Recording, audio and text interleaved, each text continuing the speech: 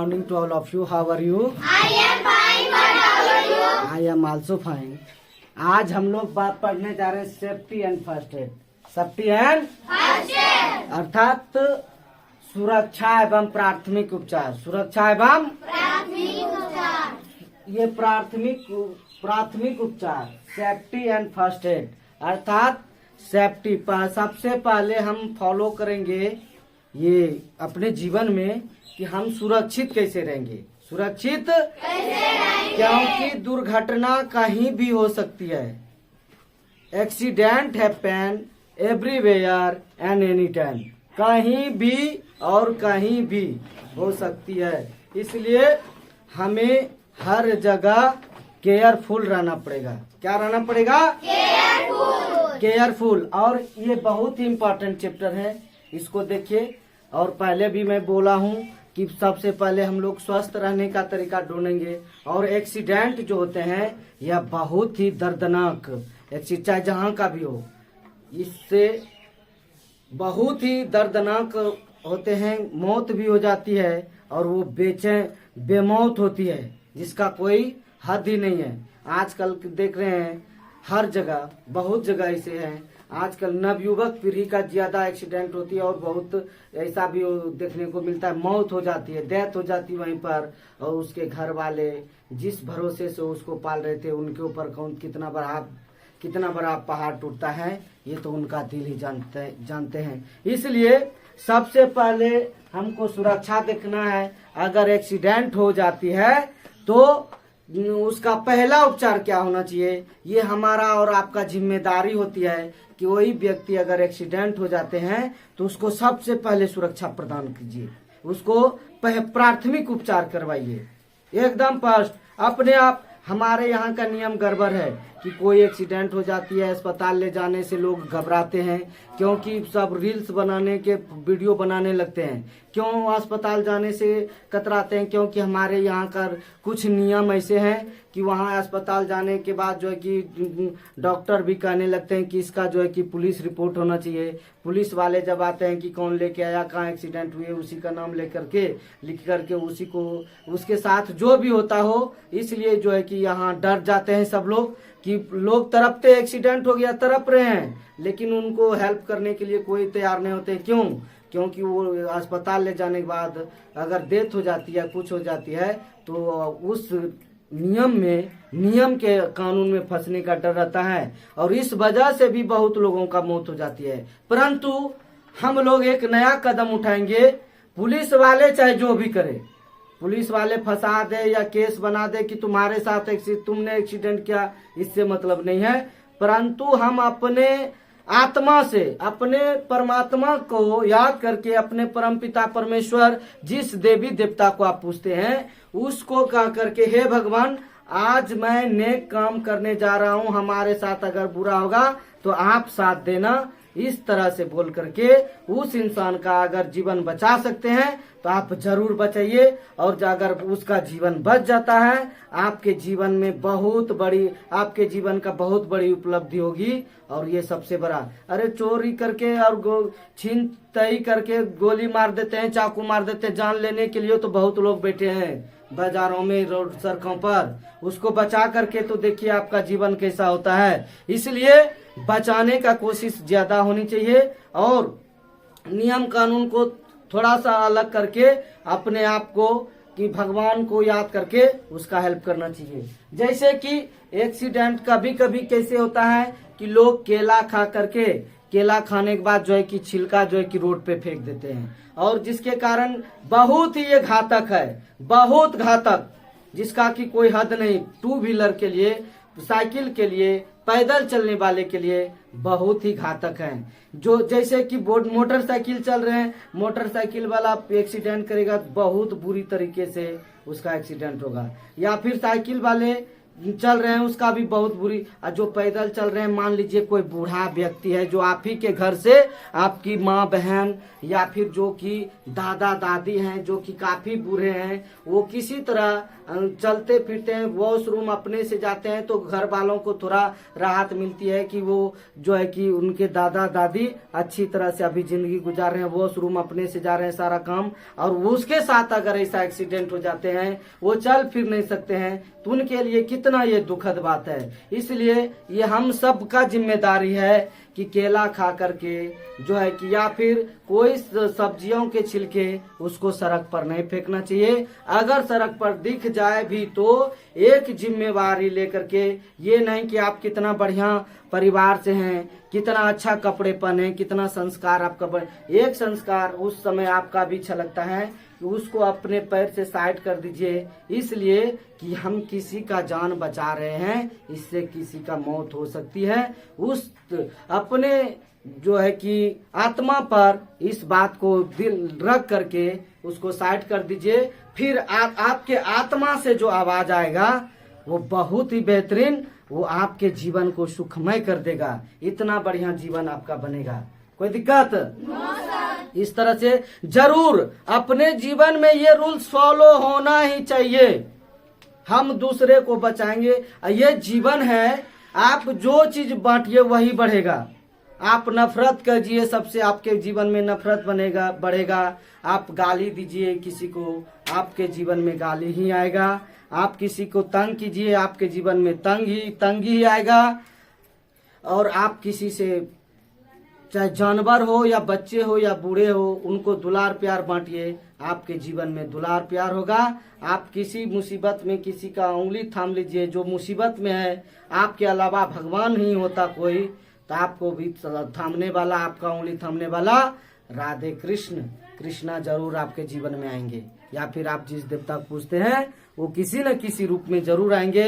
इसलिए इंसान को अपनी मानवता नहीं खोना चाहिए। अगर आप अच्छे कपड़े में भी हैं तो उसको साइड कर दीजिए। या फिर कई बार देखते हैं सड़क पर ईंट गिर जाता है, ट्रैक्टर लेके जा रहे हैं या कोई भी बीच, और मोटरसाइकिल वाला खूब स्पीड में आ रहे हैं वो हिसाब से, और वहाँ एक्सीडेंट, वही सबको अपने आप में, कोई देखे या ना देखे, आपका आत्मा देख रहा है, आप अच्छा करेंगे तो आपके जीवन में हमेशा ही अच्छा आएगा।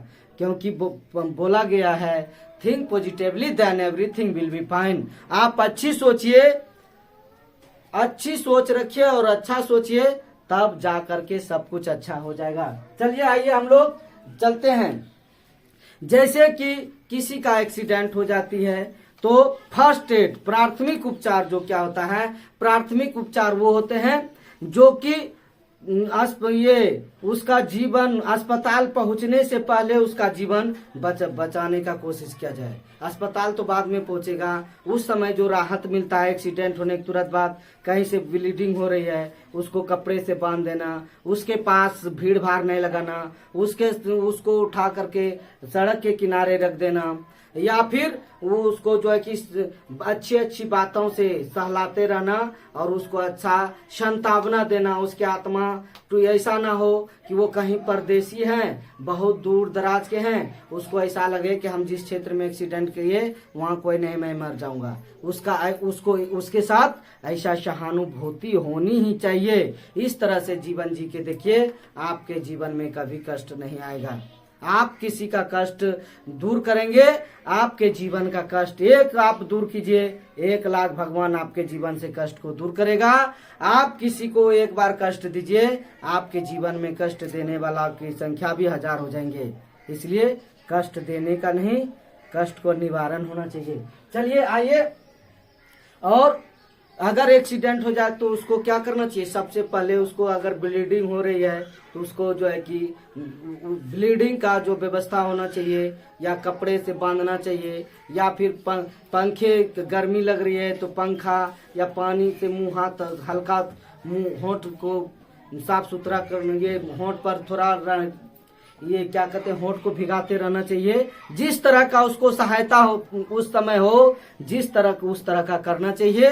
और उसको ऐसा लगे उस समय जब बुरे वक्त में लोग रहे, उसको इस तरह मदद कीजिए, उनको लग जाए कि इसके ये भगवान हमारे जीवन में आया है, यही दूत है, उसके आत्मा से आपके लिए ऐसा धुआं निकलना चाहिए, समझे। और एक्सीडेंट कहीं भी हो सकती है। प्राथमिक उपचार वो होते हैं जो अस्पताल जाने से पहले करते हैं, लेकिन आज के डेट में क्या होता है, लोग एक्सीडेंट होती है, एक्सीडेंट होने के बाद क्या होता है, लोग वहाँ भीड़ लगा देते हैं, मोबाइल हेल्प तो नहीं करते हैं, वीडियो बनाने लगते हैं, जिसके कारण भीड़ देख करके अगर वो जिंदा रहने वाला भी रहता है तो भीड़ देख करके उसकी मौत हो जाती है। वहाँ भीड़ नहीं होनी चाहिए, समझे, इस तरह का। चलिए अब देखते हैं, अगर एक्सीडेंट होने के बाद cut for cuts and scratch, अगर कट जाता है या स्क्रेच समझ रहे हैं ना जी, स्क्रेच क्या होता है, निशान लगना, कट जाता है या निशान लग जाता है किसी चीज से, चाहे वो रोड पर गिट्टी हो, चाहे कहीं कील जो है कि रस्टेड की नेल हो, मतलब जंग लगा हुआ कील हो, इन सब चीजों पे से कट लग जाए तो क्या करना चाहिए। देखिए,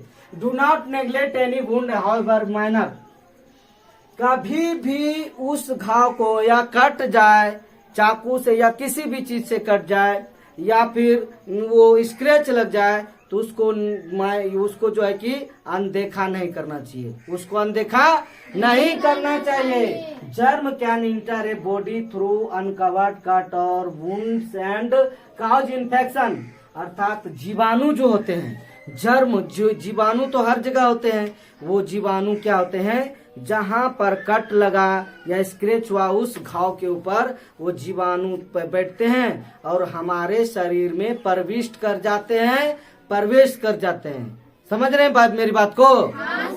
इस तरह से होता है।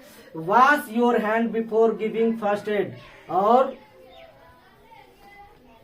देखिए फिर से again, wash your hand before giving first aid as germ from dirty hand में infection the wound, clean the affected area with cotton wool soaked in and antiseptic lotion, अर्थात घाव को छूने से पहले जहां पर कट छट जाता है या स्क्रैच लग जाता है, उस घाव को छूने से पहले अपने हाथ को बढ़िया से धो लीजिए, क्योंकि ये हाथ है, हाथ पे जो है कि बहुत से जीवाणु होते हैं, इसीलिए जब आप खाना खाते हैं तो पहले क्या करते हैं, बिफोर ईटिंग, मतलब खाने से पहले और खाने के बाद हाथ अच्छी तरह से धोते हैं जी। इसलिए धोते हैं क्योंकि हम तो देखते हैं इसे कि हमारे हाथ पे कुछ नहीं है, लेकिन इस पे इतने जो है कि सूक्ष्म जीव होते हैं, जर्म होते हैं, उसको हम लोग नंगी आंखों से नहीं देख सकते हैं, नंगे आंखों से नहीं देख सकते हैं, नेक्ड आई से नहीं देख सकते हैं, तो उसके लिए जो है कि माइक्रोस्कोप की जरूरत होती है, सूक्ष्मदर्शी की जरूरत होती है, उस पे देखोगे तो खाली जर्म होते हैं। इसलिए खाने से पहले हाथ और बर्तन सारे चीज धो के ही खाना चाहिए स्वस्थ रहने के लिए। उसी प्रकार अगर घाव है तो घाव को छूने से पहले आप अपने हाथ को अच्छी तरह से धो लीजिए, ताकि उसमें जो है कि जीवाणु प्रविष्ट नहीं कर पाए, जिसके उसमें जीवाणु प्रवेश नहीं कर पाए, और जो है तब जाकर के घाव को जो है कि बढ़िया से उसका जो भी है एंटीसेप्टिक क्रीम है या भी लोशन है या कॉटन से सफाई करना है, जिससे भी करना है हाथ धोने के बाद, ताकि घाव सही से रहे और वो सही तरह से ठीक हो जाए। कोई दिक्कत? No sir. ओके, आगे देखिए।